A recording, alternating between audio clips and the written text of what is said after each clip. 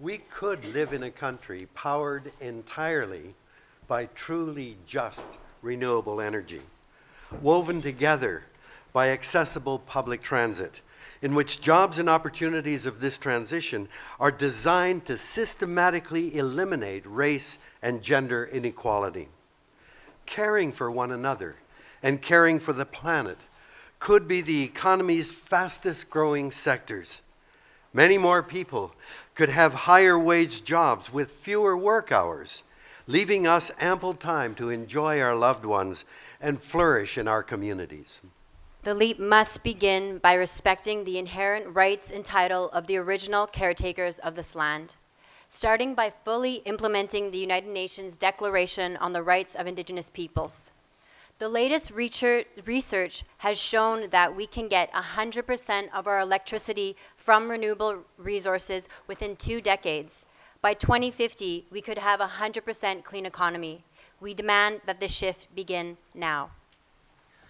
No new infrastructure projects that lock us into increased extraction decades into the future.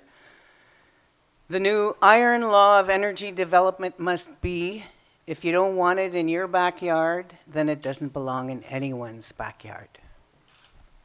The time for energy democracy has come. Wherever possible, communities should collectively control new clean energy systems. Indigenous peoples and others on the front line of polluting industrial activity should be first to receive public support for their own clean energy projects. We want a universal program to build and retrofit energy-efficient housing, ensuring that the lowest income communities will benefit first. We want high-speed rail powered solely by renewables and affordable public transit to unite every community across Canada. In place of more cars, pipelines, and exploding trains that endanger and divide us. We want training and resources for workers in carbon-intensive jobs, ensuring they are fully able to participate in the clean energy economy. We need to invest in our decaying public infrastructure so that it can withstand increasingly frequent extreme weather events. We must develop a more localized and ecologically based agricultural system to reduce reliance on fossil fuels, absorb shocks in the global supply, and produce healthier and more affordable food for everyone. We call for an end to all trade deals that interfere with our attempt to rebuild local economies, regulate corporations, and stop damaging extractive projects. We demand immigration status and full protection for all workers. Canadians can begin to rebalance the scales of climate justice by welcoming refugees and migrants seeking safety and a better life.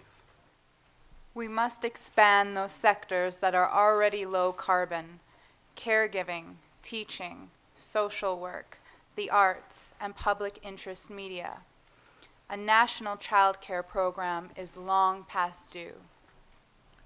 Since so much of the labor of caretaking, whether of people or the planet, is currently unpaid, and indeed often performed by women, we call for a vigorous debate about the introduction of a universal basic annual income. We declare that austerity is a fossilized form of thinking that has become a threat to life on Earth. The money we need to pay for this great transformation is available. We just need the right policies to release it. An end to fossil fuel subsidies, financial transaction taxes, increased resource royalties, a higher income tax on corporations and wealthy people, a progressive carbon tax, cuts to military spending. We must work swiftly towards a system in which every vote counts and corporate money is removed from political campaigns. This is a great deal to take on all at once, but such are the times in which we live.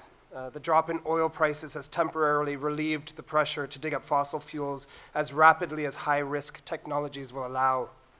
This pause in frenetic expansion should not be viewed as a crisis, but as a gift. It has given us a rare moment to look at what we have become and decide to change. And so, we call on all those seeking political office to seize this opportunity and embrace the urgent need for transformation. This is our sacred duty to those this country has harmed in the past, to those suffering needlessly now in the present, and to all who have a right to a bright and safe future. Now is the time for boldness. Now is the time to leap